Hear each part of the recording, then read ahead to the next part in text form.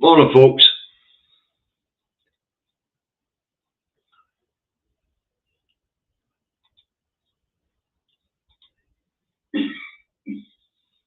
You'll need to excuse the director sitting in the corner coughing her lungs out. But that's just the way it goes. Morning, Colin. Morning, Kirsty. Morning, David. Morning, Dunk. Morning, Jim. Morning, Alex. Morning, Struthers. Morning, Scottish van driver. Last Braveheart. Morning, Gary. Morning, Sarah, or Madam Director of UNI, or the Dragon, whatever you prefer. And good morning, everyone on Facebook. The numbers are climbing real quick. Can't even read out your names, that's moving that fast. Morning, Dave, Michael, Michelle, Billy, Sandra, Ian, Marty, Susie, Gina, BJ. Anyway, let's see how many of you are on board. That says we've hit the 100 mark, so let's get this broadcast underway. Andy Truck Davey out the truck, not home, in his office in Salisbury, North Lanarkshire, where it is overcast, a wee bit of sunshine at the moment breaking through the cloud, and it's 12 degrees. That's the weather forecast for Salisbury, North Lanarkshire. If you want to know what the weather's like where you are, look at your rain, bloody windy. All right. Okay, this is a review of the weekend's news for the 14th to 15th to the 16th of October. I've only picked a few stories out for each day because, let's face it, there is only one story in town, and that is the Truss disaster. So let's move on. Right, so Friday started with PM on the ropes and the rags, and a U-turn's expected, and the tax debacle. All right. So there's only one theme in the rags. Tories and their pet media turn on Truss. 40 days in office and she has crashed the economy, smashed the Tories' credibility on the economy forever. She's managed in 40 days to wipe out 500 billion from the UK's balance sheet. Her growth push is in turmoil and our contracting and limited market, where the majority of the people have no disposable income to grow the market. So there goes Truss's growth out the window. All right. Anyway, Truss's economic policies are the laughing stock of the world. Her Chancellor on Friday, Kwasi Kwarteng, is recalled to the UK for emergency talks with the Truss idiot. So, while Davy's on air broadcasting to you guys on Friday, giving you the news review for Thursday, Truss is sacking her Chancellor in order to try and bring some credibility back to her premiership. 45 minutes later, and Jeremy Hunt, old style Tory, is the new Chancellor, trying to prop up her premiership with somebody who looks like they are of traditional Tory values. Now, we did the Two Davies show yesterday to describe Jeremy Hunt tease on the NHS and what he plans to do. But anyway, Hunt put in place to try and shore up Truss and show that traditional Tory values are back on the cards. All right. Anyway,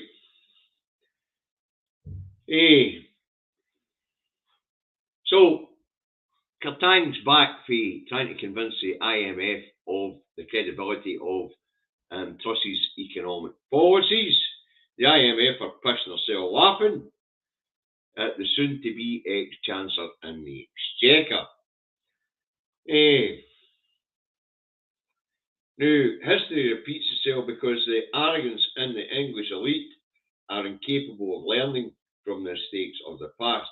We're heading back to the 1970s.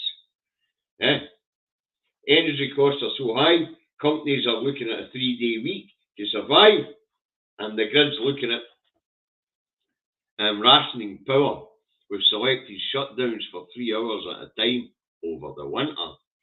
Anywho, Katang is recalled from the USA for crunch talks with PM Truss, and by the time Davies finished his Friday review, he's been replaced. Right. So as I say, a guy who's seen as a traditional Tory is replacing Katang. He's there, as I say, to try and steady a sinking ship. He's also in place to privatise the NHS, which is his dream. Right. His justification for this: the Tories' disastrous time in office and their shredding of the economy means little England can no longer afford its NHS. So there you have it.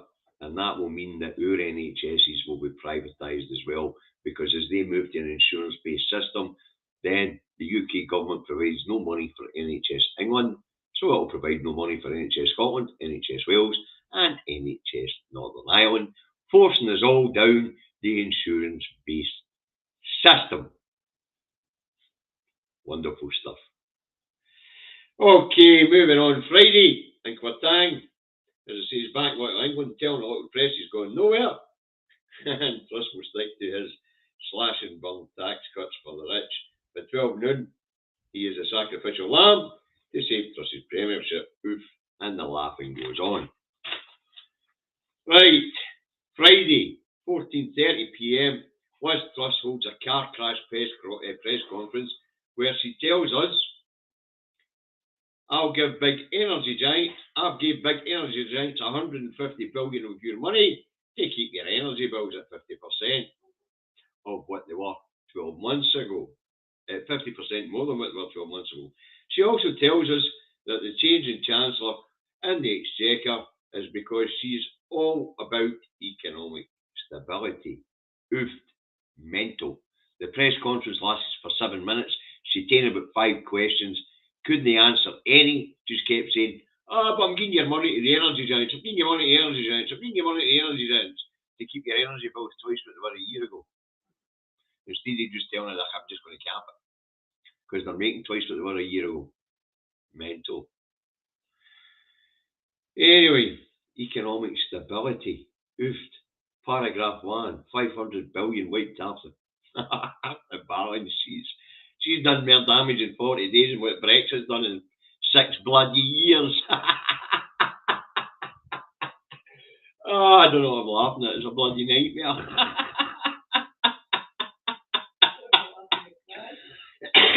Oh, dearie, Granny's going to die this winter and Davey's pissing himself laughing. It's not funny, really.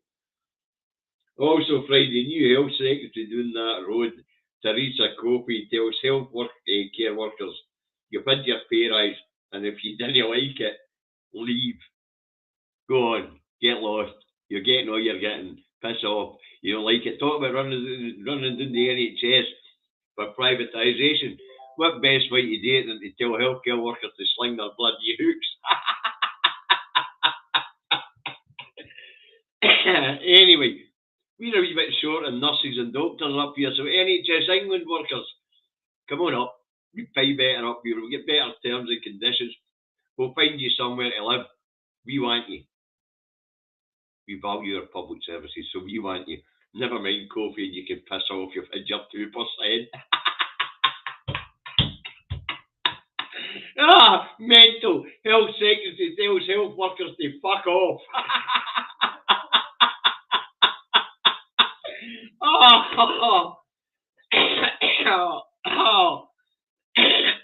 You couldn't make this push up. Anyway, this is right up the new Chancellor in the Exchequer Street as he advocates full privatisation of the NHS and an insurance-based system. Friday was a doozy.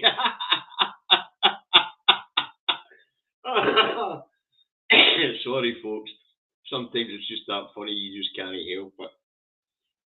Anyway, well, England's moved to a healthcare system, as you know, the rest of the reports they bloody will follow. Right, moving on. Also, Friday, Westminster rebukes President Macron of France for saying he and France would not get involved in the nuclear war with Russia if Russia he makes a nuclear strike on Ukraine. You think about that, right? The UK government, with 4 nuclear subs, 220 shite rockets that don't work, based along in fast lane, telling the French who have a vast nuclear arsenal, hey, you're bad boys because you're not getting involved in the nuclear war. It's called a bloody deterrent. It's not called a first strike option or a retaliation option. Now, everybody thinks that Little England's policies and poking the Russian bear would see the international community strike at Russia if Russia decides to take the UK out as a lesson to the rest of the world. But to be honest with you, France has just thrown that right out the window, innit? France has made it clear, no, we're not going to strike Russia with nuclear weapons if they attack an ally, which they claim the Ukraine is. So, if the Russians decide that Little England poking the Russian bear has become too much a pain in the arse, just going to wipe the little island off the face of the map, nobody's stepping up there. I've already said this.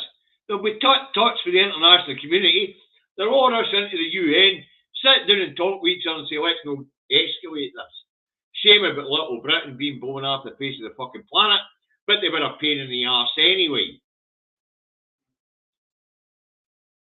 So, Little England's willy waving on the world stage could well see the UK born to fake, and France has just made it clear that the rest of the world's no retaliating. Because a war of mutual destruction is fucking stupid. Wow. Yeah. Little England rebukes France. Little England with its 280 shite rockets and 4 stupid submarines rebukes a world power, a world nuclear power, like France. You know, well, fuck off with your their carry-ons with their attitude to Russia. When is Little England going to realise that it's only got a 2-inch penis? Wow. Also, Friday, Bank of England ends its interventions into the markets to steady the ship. The Bank of England has been spending $5 billion a day since Letang's disastrous mini-budget, buying up long-term government gilts to stop the pension sector from collapse. Well, that ended on Friday, but the Financial Times, Bloomberg, City AM, and loads of other big financial institutions think the Bank of England will need to extend its run of quantitative easing. Now, each drop of quantitative easings sees an already under pressure pound as a currency weaken again. And it does. Friday, after Truss's press conference, the pound drops from £1 to £1.13 in the dollar, to £1 to 1.10 in the dollar. Someone please gaffer tape up Truss's gob, because every time the idiot speaks, the economy collapses and the economic tragedy that we're living through deepens. Mental. Also Friday, back here in Scotland, Dross, Dougie Flip-Flop Ross, is challenged by the Scottish Government to stand up for Scotland with PM Liz Truss. Alright, the Scottish Government are just taking the piss out of Dross because they know that the Dross is such a non-entity in the UK, Truss doesn't even know he exists. Moving on, Friday, talking about Truss not knowing who Dross is, it would appear she has no idea where Scotland, Wales and Northern Ireland is either, because it appears that Truss hasn't bothered their arse picking up the phone to speak to the First Ministers of Scotland and of Wales. Can't speak to the First Minister of Northern Ireland because the DUP are there is refusing to get into a power sharing arrangement because, let's face it, the Nationalists have won and it would be a nationalist First Minister for the first time in Northern Ireland. So the DUP are kidding on the Brexit thing's got their toys out the pram, but the truth is that the DUP's toys are out the pram because all of a sudden the DUP is in a minority. And unionism is in a minority in Northern Ireland. So it's all up in the air.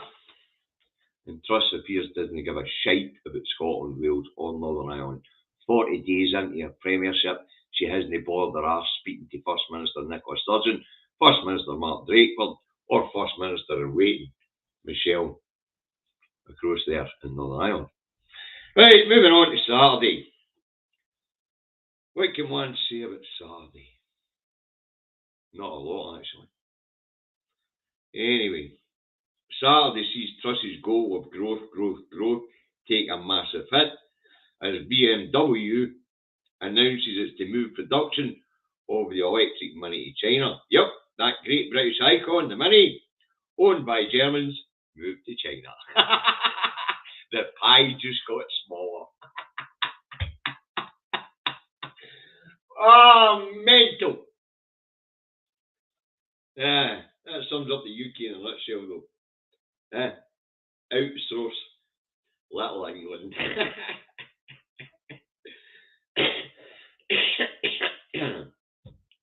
For some reason, the idiots down there are enthralled to a class system that allows the scum to rise to the top. From adulterers for king to pedo princes and an imperial elite that are a bunch of fucking racists. That's it in a nutshell. Anyway, Scotland woke up to these half-wits in 1955, and we haven't voted for their silly class system ever since. Also, Saturday, new Chancellor of the Exchequer, Jeremy Hunt, to reverse the tax cuts and to slash billions from public services. Nothing new there, eh? NHS, look out, Jeremy the Hunt is coming for you.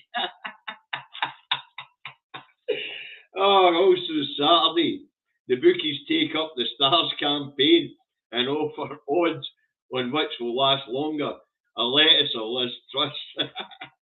A lettuce is edible for about 10 days after you buy it. So the bookies in the Star newspaper are running a book on whether Truss lasts as long as a lettuce in your fridge. That's all I've got for Saturday for you because I just can't be bothered. Jeremy Hunt's promising to slash and bump everything. The biggest spending department in that road, the National Health. Look out, the Hunt's on the hunt. Let's move on to Sunday, because Sunday was brilliant. Sunday sees the Tory party in meltdown as senior Tories openly trash Truss and they trash her PMship and the press openly. Ex-ministers, senior Tories, all take to the rags in the TV studios to tell us what a disaster Truss is and her time's up. Mental. Anyway, and the new Chancellor in the Exchequer, he tells the Tories, chuck it, and fall in line behind the Prime Minister, she's still in charge.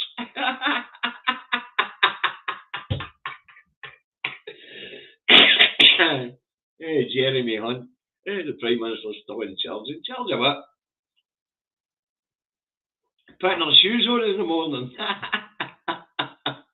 He's just come in and trashed their bloody economic policies himself. Mental. Also Sunday, the National runs the result of a new poll that says if the SNP Green government offers the Scottish people a well-being economy for the future, 61% of Scots will vote yes. So there you have it. Scottish government continued to offer the Scottish people the sort of economy that will become used to and they've been trying to build within the UK. But Indy would definitely see it go better But anyway, what is this well-being economy that people are talking about, which would give them a 61% vote for yes? Well, it's actually what we've already been doing. So let's have a look at what we've already been doing. Then we'll go into the Alba Party conference company hall with Mr. Salmon slaughtering everybody. All right. So what is this well-being economy that they're talking about? Okay, let's do this. Cheaper council tax and income tax, but still better public services for councils and the Scottish Government. All right. Now, the council services like free social care, no matter how old you are, but based on need. It used to be it was for the elderly, but the Scottish Government, being a government of well-being, have extended free personal care to everybody of every age that needs it. So if you need somebody to come into your home 2, 3, 4 times a day to help you live your life free, you can have it. Because we have a well-being economy. We value our friends and our family and our neighbours. Right, what else have we got in this well-being economy that we've been trying to construct over the last 14 years of an SNP and now an SNP Green government? As I say, we'll get cheaper tax, council tax, income tax, but better public services. There's no bedroom tax. There's free prescriptions. Keeping healthcare free at the point of need. There is no higher education tuition fees, ensuring a well-educated workforce moving forward in this modern world. The baby box, ensuring all children get a good start in life. Increase in free elderly learning, helping children get on an education and allowing parents to get back into the workforce. All right. Free public transport for the old and the young, giving youngsters a chance in the workplace and allowing older family to travel and keep in touch. Also, if they can't afford to heat their house this winter because of that idiot in the number 10, and they can always get on a bus and keep warm, eh? Right. It's also getting people out their cars, which will help us get to net zero by 2035. Right. So a more environmentally friendly Scotland. And then there's the new Scottish social security system that puts people and compassion at the heart of the safety net. All right. And of course, we know there's a child payment, which ambition is to lift children out of poverty. Now, these are the things that we talk about in a well-being society. We're already building that well-being society within the UK. But by highlighting that we're doing that, apparently 61% of our fellow citizens would vote yes if we continue along these lines. So when Davy says, eyes on the prize, and learn your how you gonies and get out there and win hearts and minds, this is part of it. Making sure that our own people understand that the advantages we have of living in Scotland are all part of our government's doing and trying to build a well-being society for us all to live in. And that's what we talk about when we talk about the cheaper council tax, better public services, free education, free bus travel at a younger age for the under 23s and for the 60s and over, no road tolls, higher education free, medicines free at the point of need. This is what we mean by a wellbeing society, folks. And if the Scottish Government puts that in the prospectus going forward as an independent country, according to the Surveyation poll on Sunday, 61% is would vote yes. That must have frightened the shite out of Westminster and the catastrophe that's Truss. Really must have.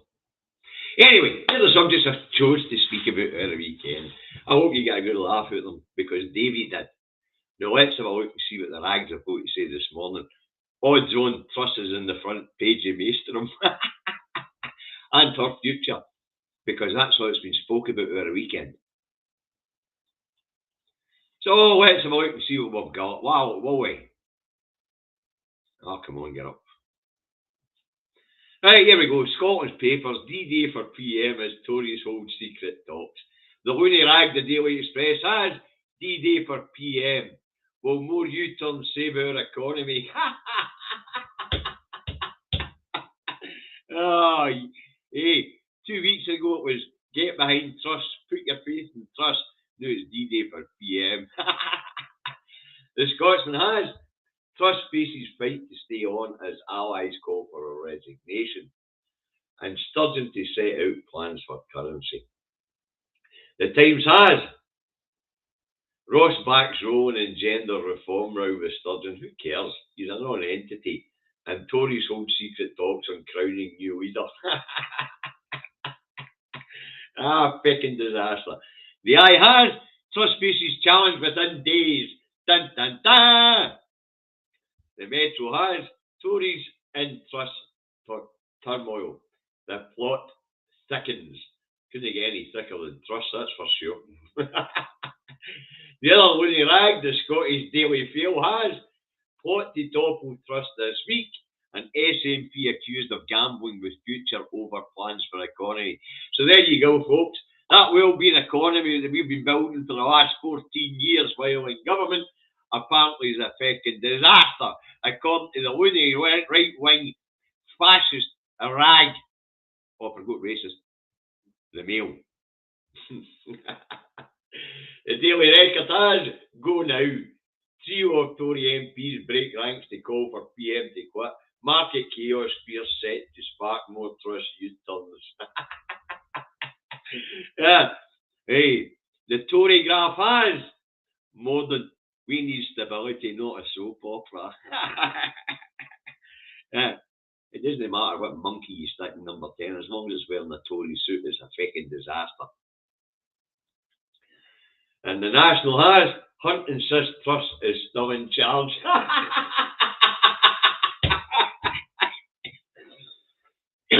That's fucking hilarious. A day of action. EU rally aims to win more yes voters.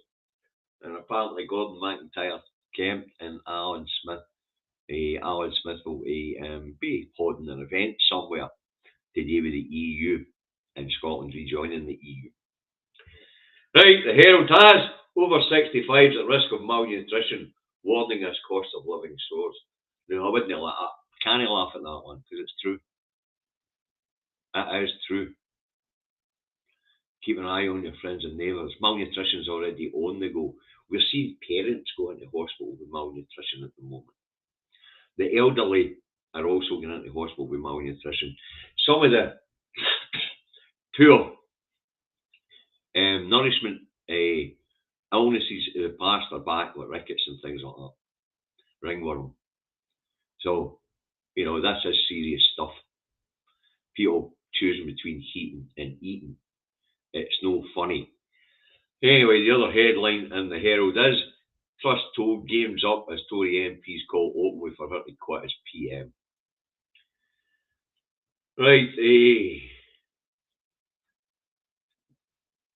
the Star. The Star has. Charles nay to studs. King to flog off Queen's horses. His first winner just fine. It's going up for auction. So apparently Charlie's not a big fan of the horses, so he's going to flog off and pocket the money for the Queen's horses and the Queen's stables. So there you have it. Charlie to sell Mammy's horses. Who gives a feck? Who actually cares? Right, that's what I've got for you today, folks. I hope you found it interesting. I hope you found it entertaining. There wasn't a big variety in there because there wasn't much. When you get right down to it. Economic chaos, PM's a disaster, Tory party in meltdown, offer Scots what they've already been getting, and independence is guaranteed. You can't. That was the weekend in a nutshell. But the people of Scotland, folks, you guys have to let the people of Scotland know that we've been building that well-being economy for 14 years. And we're still on it. That's why we're bringing forward plans for a national care system to back up the care system we've already got in place. Here in Scotland, we already have free social care. The national insurance hike down that road was because they don't have social care measures at all. As David and I explained to you yesterday, the Health and Social Care Act 2012 down that road absolved the UK government, English government, of responsibility for the health and social care of the people of England. So, we're building a well-being. Thank you, Lydia. I almost forgot the Alba Party conference at the weekend. It's held in Stirling. I didn't pay much attention to it. And Mr. Salmon's keynote speech at the end, it slated Truss and the Scottish Government and said both of them were incompetent, as if anybody cares. I'm going to say this again. I'm no opposed to the Alba Party. I'm not opposed to more voices in our democracy. But check back with me in 70 years when they actually get an elected representative. 2 elections done, no point. The reason for that, not because I'm against the Alba Party, because it takes 50, 60, 70, 80 years for a political party to break through into the public consciousness. A great example of that is the Greens or the SNP. If it hadn't been for devolution, the SNP were a fringe party. The Alba Party can make as much noise as they want and bang their drums all they want. But slagging people off as you try to climb the greasy pole isn't going to help. It's no. 6,000 members of the independence family, our family, are members of the Alba Party. That 6,000 and a support of 2 million. That shows you how much they have broke into the public consciousness, even with a superstar like Alex Salmond at their head. But slating the rest of the Yes movement and the Yes parties isn't going to do the Alba Party any favours. So, Mr. Salmond, I don't know what you're playing at. I know you've got a personal vendetta against Miss Sturgeon, but it's not a good look and it's not helping your party. Check back with me in 50 years when you want to make a noise, Mr. Salmond, with your Alba Party, because it takes 50 to 70 years for a political party to break through. As I've just pointed out, the Greens have been on the go since the 50s. They've got 1 MP. They've got 10 MSPs. And it took devolution to get the Greens anywhere in the UK. Take the SNP prior to devolution. 11 MPs. Fringe party. You should know this stuff, Mr. Salmond. After all, you were the head of the SNP. And here you are, find yourself the head of the Alba Party, making the same feckin' mistakes again. Wow. Talk about incompetence. While standing there slating other people for incompetence. Oofed. So, welcome Alba Party. Check back with us in 70 years when you actually break through into the public consciousness. So, thanks for reminding me, that was the Alba Party conference in a nutshell. Slate everything because it's no you that's in charge. Talk about ego. Mental. Wow. But check back with me in 70 years and I'll keep reporting on you because, after all you voices in our democracy are welcome. But Davey's a political realist. Davey knows how long it takes for a political party to break into public consciousness. You've only been on the go for 2 years and now you're slating everybody, hoping that's going to win you friends and influence people. Wow. Mental. Right, there you go. That's what I got for you today, folks. I hope you found it entertaining. I hope you found it enjoyable. I hope you found it informative. And we'll be back tomorrow today again. Say goodbye, Madam Director. Goodbye, Madam Director. You all look after yourself. Oh, forgot the usual stuff. Eyes on the prize. There is a campaign on. Get out there and win hearts and minds. Support the independent broadcasters. You know who they are. And stick to the last couple of bits of guidance when it comes to the virus. Because the virus is still around. Okay. Now you all have a good day. And we'll see you on the morning to report on the that's in the press today. No doubt Truss's jacket is still on a sugary peg. How long will she last? Buy a lettuce and let's find out.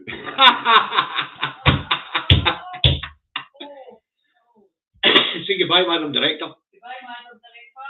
Bye, folks.